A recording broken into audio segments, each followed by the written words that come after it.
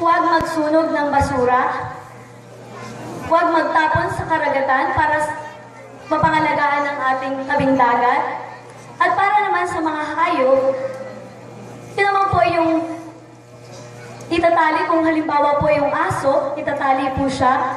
Kung yung mga ibon naman po, iiwasan ng pamamaril. Yun lang po. Maraming salamat.